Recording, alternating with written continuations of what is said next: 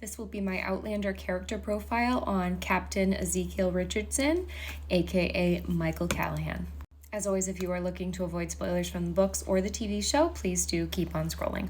So this is going to be a little long-winded, but I wanted to give a full recap and kind of outline of Captain Richardson and how he is depicted in the books so that you can understand where his storyline may or may not go in the show.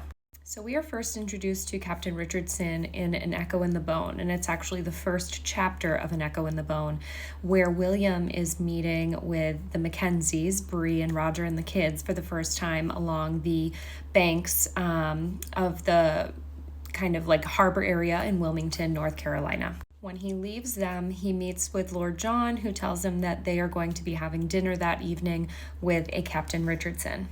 Now, when William meets Captain Richardson for the first time, he has a thought about how he has a very plain face.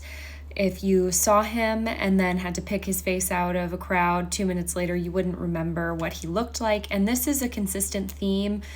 Claire actually has these thoughts too every time she sees him. So that comes up later on in the story, but he is described as being a very plain, simple-looking person. Now, at this dinner, he proposes William work for him, and this is kind of the first time that we see William become kind of part of Richardson's plot, so to speak.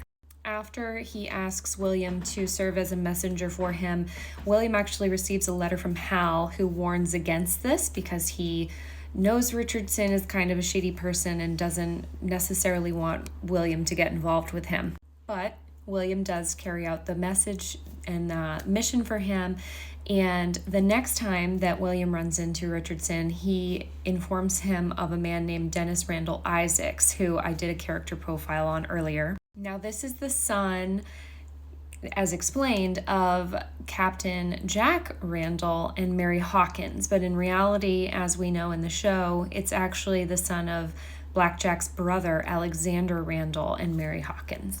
Jonathan Wolverton Randall approved of this before his brother died and married Mary in order to legitimize their son. And then obviously we know that Jonathan Wolverton Randall passed away during Culloden. Richardson explains to William that Isaacs is going to be going to Canada and needs a translator in order to speak French for him, and knows that William can speak French, so he asks William to go with Randall Isaacs up to Quebec. Shortly thereafter, Lord John actually asks his friend Harry Quarry, who is someone you would recognize from the novellas, about Richardson and if he knows anything about him, and actually drops a little hint that Sir George, his stepfather, actually knew Richardson's father, which I don't know if this is a mistake or something that Diana wrote and then didn't pay off, because we later find out that Richardson's a time traveler, so how would his father be alive? This is around the time that Lord John starts to piece together that Richardson's a bit shady because not many people actually know him well. They know of him, but they don't know him. In May of 1777, William writes a letter to Lord John saying that he saw Richardson again and was sent out on a mission to Virginia to deliver a message to some loyalist men. This is what we know as the trip through the Great Dismal, which we saw at the beginning of season 7. And the next time we see him towards the end of An Echo in the Bone is when he approaches Lord John and tells him that Claire is suspected of being a spy and likely to be arrested, and triggering Lord John to marry her in order to protect her. So that was a calculated move on Richardson's part. Richardson in the books has met Claire already. The show has kind of either eliminated storylines or rearranged them, but she meets him in Philadelphia after Jamie's return. She goes to visit Lord John's brother Hal, and Richardson is there. The second time is in Savannah, Georgia, which is a timeline that I have a feeling they're going to eliminate from the show. After they leave Philadelphia, they head to Savannah, Georgia, and William is also there in the books. Savannah is actually the location where the whole storyline with Jane is wrapped up as well. But we know in the show that they are going to have that happen in Philadelphia, so this will be a change from the books. But in the books, while in Savannah, Richardson comes to Claire and Jamie's home where they're staying and asks Jamie to join them to defend the city against the British, who are starting to send ships to Savannah, Georgia to seize the city. And he, at this point, is in the Continental Army and not the British Army. The third time that Claire meets him, he goes to her surgery in Savannah a few days later and asks her to spy on Lord John Grey. Now, in the show, they had him ask her to do that earlier on, as we saw, but in the books, this is the moment when he asks her to spy on Lord John. Now, this is getting into future plot territory. What I'm going to describe next all happens in the book Go and Tell the Bees That I Am Gone.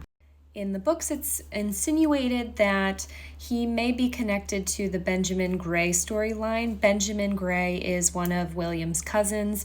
We met Henry in the show. We have not met Dottie or Benjamin. They might write them out entirely, but Ben has been missing for quite some time, and Hal, Lord John, and William have all been looking for him in the books at this point, and there's starting to be a pile of evidence insinuating that Richardson might have something to do with his disappearance. He also knows Percy Beauchamp and is aware of the Fergus kind of family storyline that they have going on. So at this point in the books, he seems to be connected to everyone and everything in some subtle way. But you'll also recall that he was in 1980s Scotland and knows Rob Cameron as well. So that's an added layer to this story.